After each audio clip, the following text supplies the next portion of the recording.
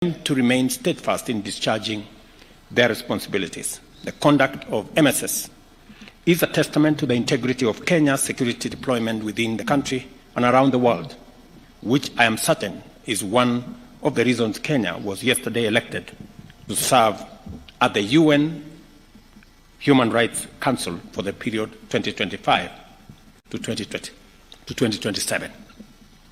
When I visited the Multinational Security Support Mission in Port-au-Prince on September 21st this year, the commander and his Haitian counterpart spoke of the positive momentum that has weakened the stronghold of gangs over the country and generated optimism for better days ahead in Haiti. Today, with Prime Minister, we discussed ways to sustain and build on this momentum, and this is the battle that we can win if our friends stand resolute in solidarity with Haiti. The conversation I've had this morning with Prime Minister Cornell paints a brighter future, because between me and him and our security people, we believe the situation in Haiti is winnable. And we are asking the international community to match their commitment, their pledges, with the necessary action for us to be able to complete the task ahead of us.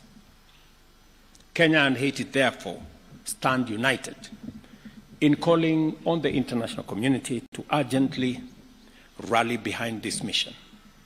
And the operation word here is urgently.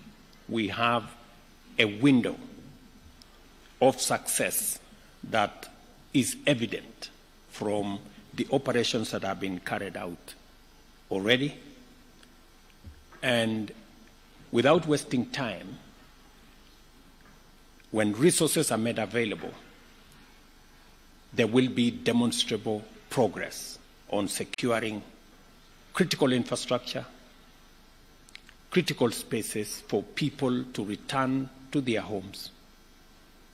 I must congratulate the President of El Salvador, who a few days ago signed into this program and is providing critical support.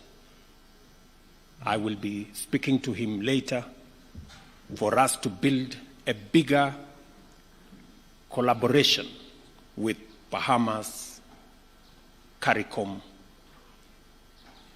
Canada, and of course the US in driving this multinational security support mission towards the intended mission that we all set out to achieve. The adoption by the UN Security Council of Resolution 2751 on 30th September 2024, extending the term of the multinational security support mission by another 1 year, signals strong global support. But however, words and pledges must be merged by concrete action. We therefore strongly implore our global partners to accelerate their contribution to the personnel, logistics, and financial resources necessary to sustain, expand, and complete this mission. Beyond security, we have also identified areas for collaboration in trade, tourism, cultural exchange, and to achieve lasting change, we must invest in economic growth and social connectivity. This is why Prime Minister Cornell and I discussed concrete steps to enhance trade and boost investment between our two nations. We envision a future where Kenya and Haiti, as well as the larger Caribbean region, are linked not only by shared values of democracy and rule of law, but also by dynamic economic exchanges to create jobs, spur innovation, and uplift communities. As we work together, we reaffirm our commitment to multilateralism as a powerful force for good. However, we recognize that global governance structures must evolve to reflect today's realities, our shared challenges, from climate change to food security, demand institutions that are resilient, responsive, and equitable. Kenya and Haiti believe in the need for reform that realigns our institutions to serve the needs of all nations, ensuring a more just and sustainable world. In this spirit, we also champion the strengthening of ties between the Africa Union and the Caribbean community, regarded as the sixth region of Africa. By forging these alliances, we seek to enhance South-South cooperation and build a more interconnected, prosperous, and resilient global community. In closing, Mr. Prime Minister, I extend my gratitude to you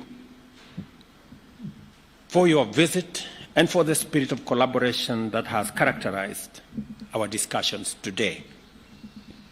Haiti is a great inspiration to Africa. You became the first black republic in 1st January 1804. That's just more than 210 years ago.